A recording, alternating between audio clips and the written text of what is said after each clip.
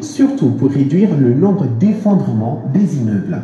Est-ce qu'on peut faire une ville sans maison? Il faut de l'habitat. Est-ce qu'une ville peut se faire aussi sans cadastre, sans schéma directeur? Nous formons les ingénieurs qui construisent les maisons. Donc c'est pas seulement eux là, la formation. Nous contribuons à former des citoyens qui vont construire pour que les maisons ne tombent pas. Nous appelons les géotopographes. Sans topographe, il n'y a pas de lotissement, il n'y a pas de morcellement. Donc tout ça contribue aussi à l'aménagement de la ville. Et donc il faut réfléchir à une mode de construction urbaine. Des panels seront organisés au cours de cette journée porte ouverte à l'occasion du mois Octobre urbain sur la problématique du financement des outils de planification urbaine, les modes d'attribution des terrains, le rôle de la taxe de développement régional et local TDRL, entre autres. Le ministre des Affaires religieuses et du culte et des coutumes, Dr Mamadou Koné, participe depuis hier bien sûr, dans la capitale. Des taux les plus élevés en Afrique. Une équation difficile à équilibrer et qui mobilise l'ensemble des acteurs de la chaîne. Les échanges portent sur le développement urbain et l'amélioration du cadre de vie de la population. Cette activité s'inscrit dans le cadre de la Journée mondiale de l'habitat et des villes. Et compte tenu de la complexité du phénomène, le gouvernement y a consacré tout un mois appelé Octobre urbain.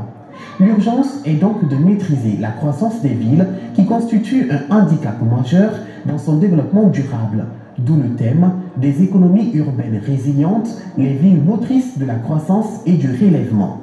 Le Mali, à travers le département de l'urbanisme, de l'habitat, des domaines, de l'aménagement des territoires et de la population, a fortement mis l'accent ces dernières années sur les déterminants liés à l'environnement physique, à savoir la qualité de l'habitat, l'hygiène du milieu physique et atmosphérique, l'accès du plus grand nombre de Maliens à des logements décents, l'aménagement des rues et des espaces verts, la préservation de l'écosystème.